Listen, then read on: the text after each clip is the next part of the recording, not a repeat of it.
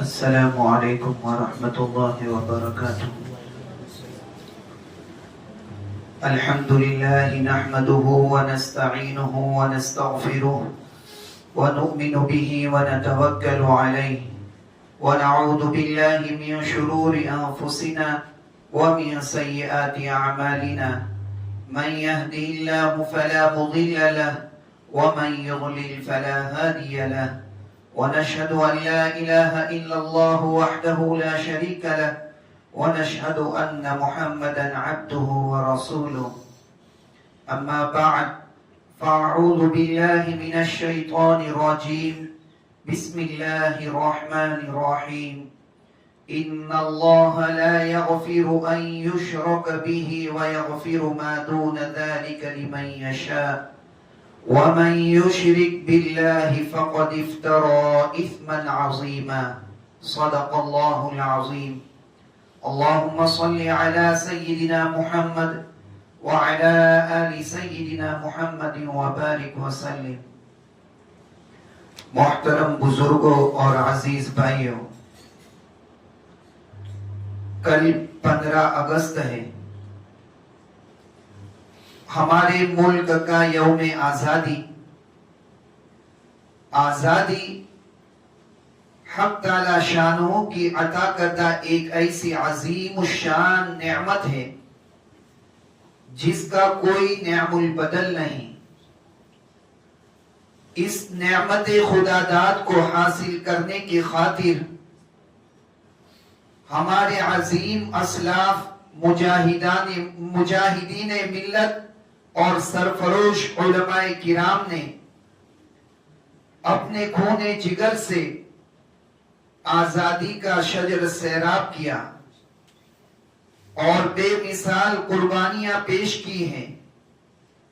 لیکن آج اس تاریخی اور پرمسرت موقع پر ہمیں دو نہایت بنیادی اور حساس باتوں پر گہرائی سے غور کرنے اور اپنی آنے والی نسلوں کی صحیح سمت میں رہنمائی کرنے کی شدید ضرورت ہے. ایک طرف جہاں ہمارے ملک میں مسلمانوں کے بے لوث کردار اور ان کی عظیم تاریخ کو نصاب سے مٹانے اور مسخ کرنے کی منظم کوششیں کی جا رہی ہیں، وہیں دوسری طرف جشن آزادی کے آڑ میں ایسی غیر شرعی خرافات، لغویات اور عاصیانہ افعال جنم لے رہے ہیں جو شریعت مطہرہ کی روح کے منافی ہیں. لہذا آج کا یہ وقت ہم سے مطالبہ کرتا ہے کہ ہم ایک طرف اپنے اسلاف کی سچی اور افتخار آفری تاریخ کی حفاظت کا عزم کریں اور دوسری طرف آزادی کا شکرانہ ادا کرتے ہوئے ان تمام غیر اسلامی رسوم اور رواج سے خود کو اور اپنے بچوں کو مکمل طور پر محفوظ رکھیں. محترم بزرگوں، کسی بھی زندہ قوم کو اندر سے کھوکھلا کرنے اور اس کے وجود کو ختم کرنے کا سب سے آسان اور خطرناک طریقہ یہ ہوتا ہے کہ اس کی روشن تاریخ کو مٹا دیا جائے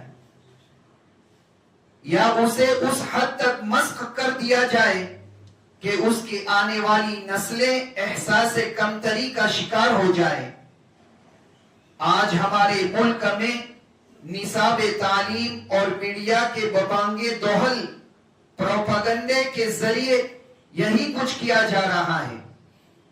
جہاں مسلمانوں کی عظیم الشان تاریخ، بے لوث خدمات اور بے مثال قربانیوں کو چھپانے اور غلط بیانی کے ذریعے انہیں بدلنے کی ایک منظم اور مسلسل کوشش کی جا رہی ہے. اس کی سب سے بڑی اور روشن مثال یہ مغالطہ اور غلط تاریخ ہے جسے ہر جگہ عام کیا جا رہا ہے. کہ ہندوستان میں آزادی کی پہلی جنگ 1857 میں لڑی گئی. حالانکہ یہ ایک ایسی باطل اور غلط تعبیر ہے جو تاریخ کی روح اور حقیقت پر پردہ ڈالنے کے لیے گھڑی گئی ہے، تاکہ 1857 سے پہلے مسلمانوں کی 100 سالہ خون میں ڈوبی ہوئی جدوجہد اور قربانیوں کو ہمیشہ کے لیے بھلا دیا جائے. حقیقت حال یہ ہے کہ 1857 سے پورے 100 سال پہلے جب انگریز اس ملک کی معیشت اور سیاست پر اپنے شاطرانہ پنجے گاڑ رہے تھے، تو اس وقت جس قوم نے سب سے پہلے ان کے ناپاک عزائم کو بھانپا، جن کے غیرت مند سپوتوں نے آزادی کا پرچم بلند کیا، اور جن کے علماء کرام نے فرنگی تسلط کے خلاف سب سے پہلے جہاد آزادی کا فتویٰ صادر فرمایا، وہ صرف اور صرف مسلمان ہی تھے. اگر ہم اس 100 سالہ خون میں ڈوبی ہوئی تاریخ کے اوراق الٹ کر دیکھیں تو آزادی کے اس سفر کی شروعات 1857 نہیں بلکہ 1757 میں جنگ پلاسی کے خونریز میدان میں ہوتی ہے، جہاں نواب سراج الدولہ مرحوم نے میر جعفر کی بھیانک غداری کے باوجود انگریزی استعمار کے بڑھتے ہوئے ناپاک قدموں کو روکنے کے لیے سب سے پہلے سیسا پلائی ہوئی دیوار کھڑی کی اور اپنی جوان سال زندگی کو اس وطن کی آزادی پر قربان کر کے تاریخ میں اپنا نام زرعی حروف میں درج کرا لیا. اس کے بعد جب انگریزی فوجیں ملک کی دوسری ریاستوں کو گھیرا ڈال رہی تھی اور پورا ہندوستان خاموشی کی چادر اوڑھے سو رہا تھا، اس وقت میسور کا وہ غیرت مند مجاہد اور شیر ہند ٹیپو سلطان شہید رحمت اللہ علیہ اٹھا، جس نے انگریزی اقتدار کی بنیادیں ہلا کر رکھ دی. آپ نے فرنگیوں کے سامنے گھٹنے ٹیکنے اور ان کی غلامی قبول کرنے سے صاف انکار کرتے ہوئے وہ تاریخی جملہ ارشاد فرمایا جو آج بھی حریت پسندوں کے دلوں کو گرماتا ہے کہ گیدڑ کی 100 سالہ زندگی سے شیر کی ایک دن کی زندگی 1000 درجہ بہتر ہے. اور پھر 1799 میں سرنگا پٹنم کے میدان کارزار میں دشمن سے نبرد آزما ہوتے ہوئے ہاتھ میں تلوار لیے جام شہادت نوش فرمایا. صرف تلوار ہی نہیں بلکہ ہمارے علماء کرام کے قلم اور فتاوا نے بھی اس ملک کو آزادی کے سمت جوڑا. جب انگریزی تسلط دہلی کے لال قلعے پر قائم ہو گیا تو شاہ ولی اللہ محدث دہلوی رحمت اللہ علیہ کے چشم و چراغ حضرت شاہ عبدالعزیز محدث دہلوی رحمت اللہ علیہ نے 1803 میں وہ بصیرت افروز اور تاریخی فتویٰ صادر فرمایا کہ آج ہمارا ملک ایسٹ انڈیا کمپنی کے قبضے میں جا کر دارالحرب بن چکا ہے، لہٰذا اس ملک سے انگریزوں کو نکالنا اور اسے آزاد کرانا ہر مسلمان پر شرعاً فرض ہے. اس فتوے نے پورے ہند میں حریت و آزادی کی وہ شمع روشن کی جس کی روشنی میں حضرت سید احمد شہید رحمت اللہ علیہ اور حضرت شاہ اسماعیل شہید رحمت اللہ علیہ نے ایک ہماگیر اور منظم تحریک کی بنیاد رکھی اور 1831 میں سرحد کے بالاکوٹ کے تاریخی میدان میں فرنگی تسلط اور ان کے اتحادیوں کے خلاف لڑتے ہوئے اپنے خون کا آخری قطرہ بہا کر جانیں نثار کر دی. یہ تمام عظیم الشان قربانیاں اور سرفروشیاں 1857 کے انقلاب سے کئی دہائیاں پہلے کی ہے.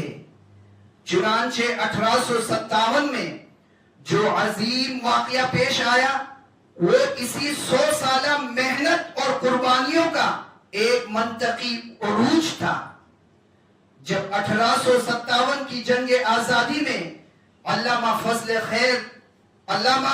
حق خیر آبادی رحمت اللہ علیہ، مفتی صدر الدین رحمت اللہ علیہ اور تمام مکاتب فکر کے مفتیان کرام نے مل کر فرنگیوں کے خلاف جہاد کا عالمگیر فتویٰ جاری کیا. اس فتوے کے پاداش میں ظالم انگریزوں نے مسلمانوں اور بالخصوص علماء کرام پر مظالم کے وہ پہاڑ توڑے کہ تاریخ کانپ اٹھتی ہے. 50,000 سے زائد علماء کو دردناک طریقوں سے شہید کیا گیا. دہلی کی چاندنی چوک سے لے کر لاہور تک شاہراہ عام کے تمام درختوں پر علماء کی لاشوں کو لٹکا دیا گیا تاکہ لوگ خوف زدہ ہو جائے اور ہزاروں حریت پسندوں کو کالے پانی یعنی انڈمان نکوبار کی ہولناک قید خانوں میں منتقل کر کے تڑپا کر شہید کر دیا گیا. یہ ہے وہ ہماری عظیم تاریخ جس کو آج نصابوں سے ہٹا کر چھپانے کی کوشش کی جا رہی ہے اور جس کا تحفظ اور اپنی نسلوں تک نقل کرنا ہماری ایک اہم ملی ذمہ داری ہے. یاد رکھیے، اگر ہم نے سستی، غفلت اور لاپرواہی کا مظاہرہ کیا اور اپنے گھروں میں اپنے بچوں کو اپنے اسلاف اور علماء ہند کی سچی تاریخ نہ پڑھائی تو اس کا سب سے بڑا نقصان یہ ہوگا کہ ہماری آنے والی نسلیں شدید احساس کمتری اور زوال فکر کا شکار ہو جائیں گے. وہ یہ سمجھنے لگے گی کہ اس ملک کی تعمیر اور ترقی اور آزادی میں ان کا کوئی کردار نہیں تھا، اور پھر وہ اپنے ہی ملک میں سر اٹھا کر جینے کے بجائے خوف اور معذرت خواہانہ رویے کے ساتھ زندگی گزارنے پر مجبور ہوگی. لہذا آج ہر باپ، ہر ماں اور ہر سرپرست کی یہ دینی اور اخلاقی ذمہ داری ہے کہ وہ اپنے گھروں کے ماحول کو اصلاحی بنائے، اپنے بچوں کو جہاں سیرت طیبہ، صحابہ کرام کی زندگی اور اسلامی تعلیمات سے آراستہ کرے، وہی انہیں مسلم مجاہدین آزادی، علماء ہند اور شہدائے وطن کی سچی اور مستند تاریخ سے باخبر رکھے. اپنے بچوں کے ہاتھوں میں اچھی اور تاریخ کی سچی کتابیں تھمائے، انہیں بتائے کہ اس خاک وطن کو سیراب کرنے میں ان کے آباء و اجداد کا کتنا بڑا اور نمایاں اور خون شامل رہا ہے. محترم بزرگوں اور دوستوں، اب آئیے اس خطاب کے دوسرے اور نہایت اہم پہلو کی طرف. کل 15 اگست کا دن ہے جو کہ یوم آزادی کا دن ہے. اسلام ہمیں تعلیم دیتا ہے کہ اللہ تعالیٰ کی دی ہوئی نعمتوں کا شکریہ ادا کیا جائے. قرآن کریم میں حق تعالیٰ کا ارشاد گرامی ہے لَإِن شَكَرْتُمْ لَأَزِيدَنَّكُمْ وَلَإِن كَفَرْتُمْ إِنَّ عَذَابِي لَشَدِيدٌ. اگر تم شکر ادا کرو گے تو میں تمہیں اور زیادہ دوں گا، اور اگر تم ناشکری کرو گے تو یقیناً میرا عذاب بہت سخت ہے. شریعت مطہرہ کی روشنی میں کسی بھی نعمت کا شکرانہ یہ ہوتا ہے کہ اس نعمت پر اللہ کی اطاعت و فرما برداری کی جائے، نہ کہ اس کی کھلم کھلا نافرمانی اور معصیت کی جائے. مگر انتہائی افسوس اور فکر کا مقام ہے کہ ہر سال 15 اگست کے موقع پر آزادی کے جشن کے نام پر ہمارے معاشرے میں ایسی غیر شرعی، غیر اخلاقی اور جاہلانہ خرافات جنم لیتی ہے جو نہ صرف اسلام کے احکامات کے صریح خلاف ہے بلکہ ہمارے ملک اور ملت کے وقار کو بھی مجروح کرتی ہے. ہمیں اس موقع پر بتائے جانے والے غیر شرعی افعال اور منکرات سے خود بھی بچنا ہے اور اپنے گھر کے بچوں اور نوجوانوں کو بھی سختی کے ساتھ روکنا ہے۔ سب سے پہلا غیر شرعی افعال ناچ گانے، ڈی جے اور صریح فحاشی۔ جشن کے نام پر گلی محلوں اور سڑکوں پر بڑے بڑے ڈی جے اور لاؤڈ اسپیکر لگا کر فحش، بیہودہ اور لغو گانے بجانا صریح گناہ اور عذاب الہی کو دعوت دینا ہے۔ نبی کریم صلی اللہ علیہ وسلم نے ارشاد فرمایا، الحیاء من الایمان، حیا ایمان کا لازمی حصہ ہے۔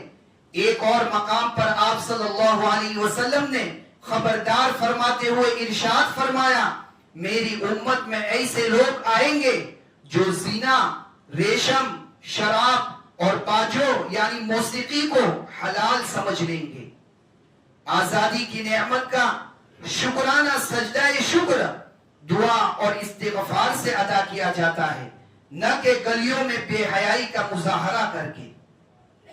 دوسرا غیر شرعی افعال اسکولوں اور کالجوں کے پروگرامات، مرد اور عورت کا اختلاط اور غیر اسلامی سرگرمیاں۔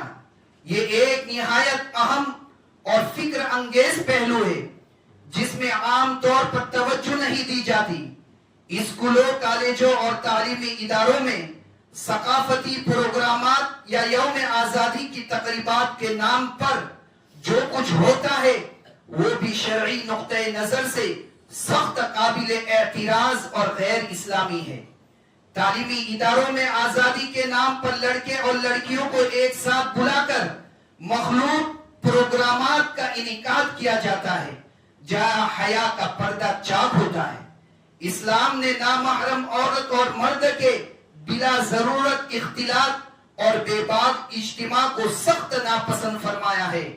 قرآن کریم میں اللہ تعالیٰ کا حکم ہے، قُلْ لِلْمُؤْمِنِينَ يَغُضُّوا مِنْ أَبْصَارِهِمْ وَقُلْ لِلْمُؤْمِنَاتِ يَغْضُضْنَ مِنْ أَبْصَارِهِنْ۔ آپ مومن مردوں اور مومن عورتوں سے کہہ دیجئے کہ وہ اپنی نگاہیں نیچی رکھیں۔ جب ایک ساتھ مخلوق نشست ہوں گے تو اس حکم خداوندی کی کھلی خلاف ورزی ہوگی۔ اگر کسی جگہ پر لڑکے اور لڑکیوں کے لیے الگ الگ انتظام بھی ہو تب بھی ان پروگرامات کا مواد اور طرز عمل شریعت کے مزاج کے خلاف ہوتا ہے۔ ان میں ڈرامے، ڈانس، غیر شرعی گیت، ہیرو پرستی اور ایسے سانگ رچائے جاتے ہیں جو اسلامی اخلاق و عمل اور اس کی تہذیب سے میل نہیں کھاتے۔ بچوں کو دینداری، شرم و حیا اور تقوی سکھانے کے بجائے غیر اسلامی کلچر کا خوگر بنایا جاتا ہے۔ تیسرا غیر شرعی افعال موٹر سائیکلوں کی ہلڑ بازی اور کرتب۔ نوجوان کا سائلنسر نکال کر یا انہیں موڈیفائی کر کے سڑکوں پر بائک کی تیز رفتاری، پٹاخے چھوڑنے، خطرناک کرتب دکھانا اور ہلڑ بازی مچانا اسلام میں سخت ناپسندیدہ اور حرام ہے۔ اس سے راستے پر چلنے والے بوڑھوں، بیماروں اور عام انسانوں کو سخت تکلیف پہنچتی ہے۔ نبی کریم صلی اللہ علیہ وسلم کا واضح ارشاد ہے، المسلم من سلم المسلمون من لسانہ ویدہ۔ کامل مسلمان وہ ہے جس کی زبان اور ہاتھ کے شر سے دوسرے مسلمان اور تمام انسان محفوظ رہے۔ کسی کو اذیت دے کر یا اپنی دوسروں کی جان خطرے میں ڈال کر جشن منانا کس مذہب اور تہذیب میں جائز ہو سکتا ہے؟ چوتھا غیر شرعی افعال بیجا اسراف، فضول خرچی اور آتش بازی۔ پٹاخے پھوڑنا، آتش بازی پر ہزاروں روپے ضائع کرنا اور محض نمائش اور دکھلاوے کے پیسوں کا ضیاع شیطانی کام ہے۔ قرآن مجید میں اللہ تعالیٰ کا صریح حکم ہے، ان المبذرین کانوا اخوان الشیاطین وکان الشیطان لربہ کفورا۔ بے شک فضول خرچی کرنے والے شیطان کے بھائی ہیں اور شیطان اپنے رب کا بڑا ہی ناشکرا ہے۔ جس رقم کو کسی غریب، بیوہ یا یتیم کی مدد میں لگایا جا سکتا تھا اسے دھوئے میں اڑا دینا نعمت خداوندی کی کھلی ناشکری ہے۔ پانچواں غیر شرعی افعال توحید کے خلاف ترانے اور نعرے، سب سے اہم، حساس اور نازک ترین پہلو ہمارے عقیدے یعنی توحید کی حفاظت ہے۔ اپنے ملک و وطن سے محبت یہ ایک فطری امر ہے اور اسلام اس کی کامل تعلیم دیتا ہے، لیکن اسلام میں وطن سے محبت اور وطن کی پرستش و پوجا کے درمیان ایک بہت واضح اور بنیادی فرق ہے۔ بعض ترانوں، نظمیں اور نعروں میں ایسے الفاظ شامل ہوتے ہیں جن میں زمین یا ملک کو معبود اور معبود حقیقی کا درجہ دیا جاتا ہے، یا ان میں سجدے، عبادت اور الوہیت جیسے مفاہیم پائے جاتے ہیں۔ ایک مسلمان کی زندگی کا سب سے قیمتی سرمایہ کا عقیدہ لا الہ الا اللہ، اللہ کے سوا کوئی عبادت کے لائق نہیں ہے۔ قرآن کریم کا اعلان ہے، ان اللہ لا یغفر ان یشرک بہ ویغفر ما دون ذلک لمن یشاء، کہ بے شک اللہ اس بات کو بخشتا نہیں کہ اس کے ساتھ کسی کو شریک ٹھہرایا جائے۔ ہمارا یہ دینی فریضہ ہے کہ ہم اپنے ملک کی ترقی، تحفظ اور امن کے لیے دن رات کام کریں اور وطن سے مخلصانہ محبت رکھے، لیکن ایسے تمام نعروں، ترانوں اور افعال سے مکمل طور پر پرہیز اور احتراز کریں جن کا مفہوم توحید الہی کے منافی ہو یا جن میں شرکیہ الفاظ شامل ہو۔ اپنے اسکولوں اور کالجوں میں پڑھنے والے بچوں کو بھی نہایت حکمت اور محبت اور دلیل کے ساتھ اس بات کا فرق سمجھائے تاکہ ان کا ایمان اور عقیدہ ہر طرح کے غلو اور شرک سے بالکل محفوظ رہے۔ اللہ پاک ہمیں صراط مستقیم پر قائم رکھے، ہمارے ایمان، عقیدے اور ہمارے آنے والی نسلوں کی تمام ظاہری اور باطنی فتنوں اور خرافات سے حفاظت فرمائے، ہمارے مجاہد و شہید اسلاف کی کامل مغفرت فرما کر ان کے درجات بلند فرمائے اور ہمارے اس ملک کو امن و امان، سلامتی اور انصاف کا گہوارہ بنائے۔ آمین یا رب العالمین، وآخر دعوانا الحمدللہ رب العالمین۔